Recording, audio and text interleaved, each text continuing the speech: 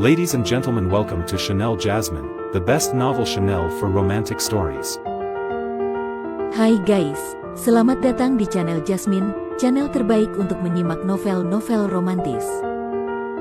Mohon dukung channel ini dengan subscribe, like dan share video-video yang ada di channel ini. Terima kasih.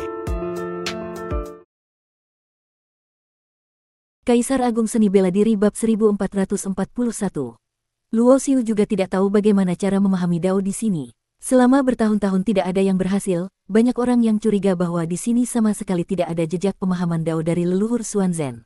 Namun, Luo Xiu merasa tidak mungkin ada asap tanpa api. Terlebih lagi, ada atau tidaknya jejak pemahaman Dao di sini, baginya tidak ada ruginya. Bagaimanapun juga, ia memilih datang ke Sekte Abadi Xuanzhen pada awalnya adalah untuk menghindari kejaran klan Roh Kudus.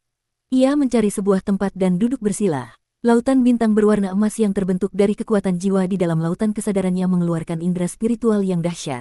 Seketika, indera spiritualnya menyelimuti seluruh gunung Daozen. Teknik segel roh abadi Taisang membuat lautan kesadaran tak berwujud dan pikiran spiritual tak berwujud. Sekalipun setelah menjadi dewa abadi kekuatan jiwa akan berubah menjadi wujud nyata, tetapi bagi Luo Xiu, ia masih bisa membuat kekuatan jiwa yang berwujud menjadi tak berwujud. Bisa dibilang, di dalam jangkauan penyebaran indera spiritualnya, kecuali jika itu adalah ahli di atas tingkat Dewa Agung, mustahil ada yang bisa merasakan keberadaan indera spiritualnya. Namun, indera spiritualnya telah sepenuhnya menyelimuti seluruh gunung Daozen, tetapi ia tidak menemukan sedikit pun keanehan di sini. Seluruh puncak gunung ini sangat biasa, tidak ada yang disebut jejak pemahaman Dao, apalagi perihal Taiji mengembangkan kekacauan. Tanpa terasa, Luo Xiu telah duduk di tempat ini selama 3 hari. Meskipun jejak pemahaman Dao di Gunung Daozen tidak ditemukan, ia tidak melonggarkan kultivasinya sendiri. Kedua teknik terlarang diaktifkan secara bersamaan. Ia mengeluarkan helai daun kedua dari 3 daun emas dan memasukkannya ke dalam mulut.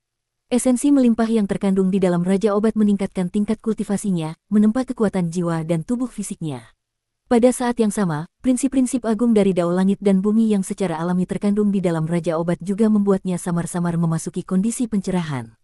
Tiba-tiba, Luo Xiu yang sedang tenggelam dalam kondisi pencerahan, samar-samar merasakan sedikit keajaiban yang ada di Gunung Daozen ini. Ia seolah-olah melihat sebuah diagram Taiji yang terbentuk dari jalinan Yin dan Yang. Diagram Taiji itu berputar mengikuti sebuah lintasan yang luar biasa misterius. Helai demi helai kekacauan lahir darinya, dan di dalam setiap helai kekacauan seolah terkandung sebuah dunia, sebuah ruang dan waktu. Waktu berlalu tanpa terasa. Seorang pemuda berpakaian brokat datang ke Gunung Daozen dan melihat Luo Xiu yang sedang duduk bersila di puncak gunung. Bagaimana mungkin? Tatapan pemuda berpakaian brokat itu seketika menajam, wajahnya dipenuhi dengan keterkejutan yang tidak bisa dipercaya. Karena di matanya, pemuda yang duduk bersila tidak jauh darinya itu diselimuti oleh Yin dan Yang. Di dalam Yin dan Yang terkandung kehidupan dan kematian, dan di belakangnya, samar-samar terbentuk bayangan ilusi Taiji. Pada saat yang sama, ia melihat wajah lawannya dan hatinya menjadi lebih terkejut, Lu Fan. Ia tidak bisa untuk tidak terkejut, karena Lu Fan selama bertahun-tahun ini selalu terpuruk. Setelah kehilangan sumber tubuh abadi cahaya misterius miliknya, di dalam Sekte Abadi Xuanzhen, ia bahkan tidak lebih baik dari seorang murid yang paling biasa.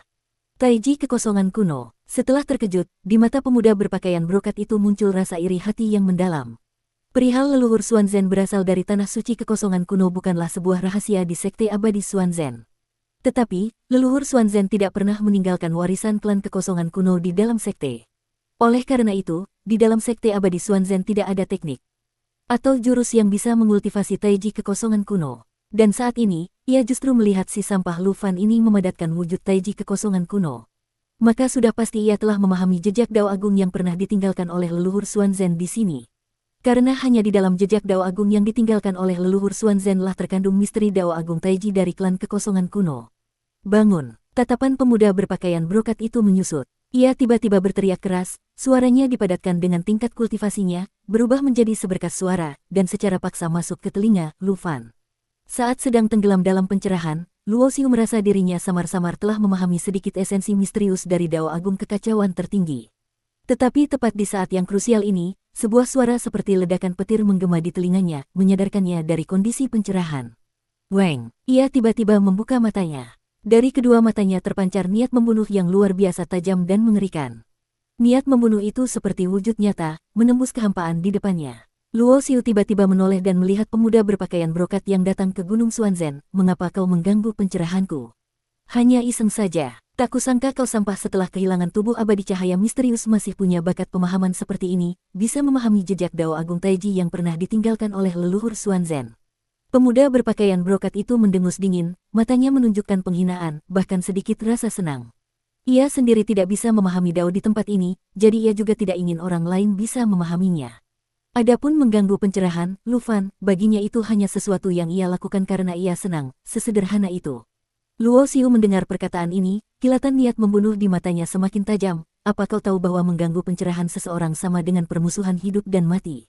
Banyak orang seumur hidupnya tidak akan mendapatkan banyak kesempatan untuk masuk ke dalam kondisi pencerahan mendadak. Oleh karena itu, bagi banyak kultivator bela diri, pencerahan mereka yang diganggu sama dengan permusuhan hidup dan mati. Mengganggu pencerahan seseorang adalah musuh bebuyutan. Hehe, permusuhan hidup dan mati. Hanya dengan kau sampah yang tingkat kultivasinya hanya dewa bumi. Pemuda berpakaian brokat itu memandang dengan jijik, cepat pergi dari gunung ini. Di masa depan, kau tidak diizinkan menginjakkan kaki di gunung Daozhen ini lagi. Jika tidak, akan kupatahkan tangan dan kakimu, dan kulumpuhkan tingkat kultivasimu. Sikap lawannya sangat dominan, bahkan meremehkan. Dalam perkataannya, ia sama sekali tidak menganggap Lu Fan sebagai manusia, seolah-olah Lu Fan di matanya hanyalah seekor semut yang bisa dipermainkan sesuka hatinya. Weng, tiba-tiba, tubuh Luo Xiu menghilang dari tempatnya. Detik berikutnya, ia telah tiba di hadapan pemuda berpakaian brokat itu. Domain Dewa Perubahan yang kuat terbuka. Pemuda berpakaian brokat itu seketika merasa waktu di sekitarnya melambat, ruang menjadi membeku, dan punggungnya seolah-olah ditekan oleh 100.000 gunung, bahkan satu jari pun tidak bisa ia gerakkan. Peeng, sebuah tinju besar terus membesar di pupil matanya. Ia hanya bisa menatap nanar saat tinju, Lu Fan, menghantam wajahnya. Seketika, darah mengalir dari hidungnya, batang hidungnya remuk, dan ia menangis terseduh-seduh karena kesakitan, lalu jatuh telentang ke tanah. Selama bertahun-tahun ini, kalian menghinaku, memakiku, memukulku, menindasku, semua itu sudah kutahan. Tapi kali ini, kalian sudah keterlaluan. Luo Xiu saat ini berdiri dari sudut pandang, Lu Fan, satu kakinya dengan kejam menginjak wajah lawannya. Boom, boom, boom. Setelah menginjaknya entah berapa kali, seluruh kepala pemuda berpakaian brokat itu terinjak hingga masuk ke dalam tanah dan batu.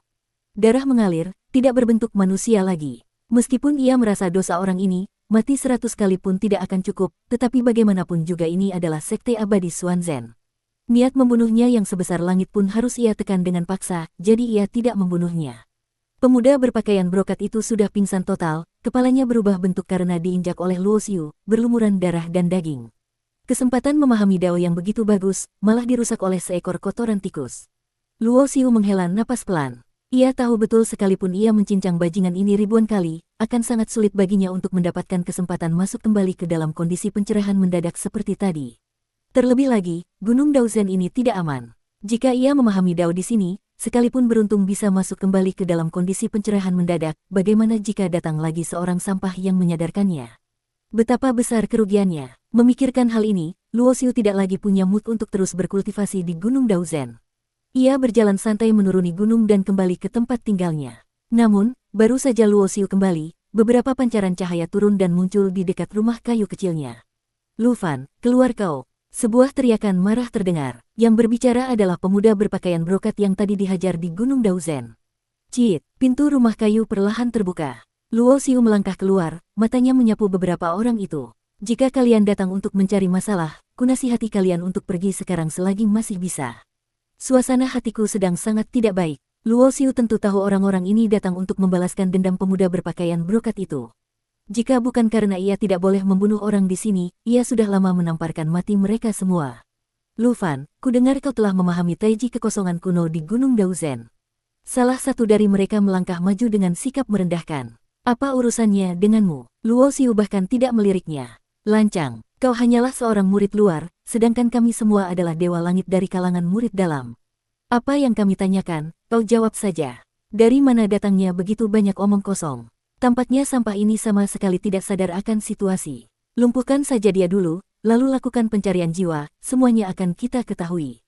Sampah seperti ini bisa memahami taiji kekosongan kuno, semua usahanya hanya akan menjadi milik kita.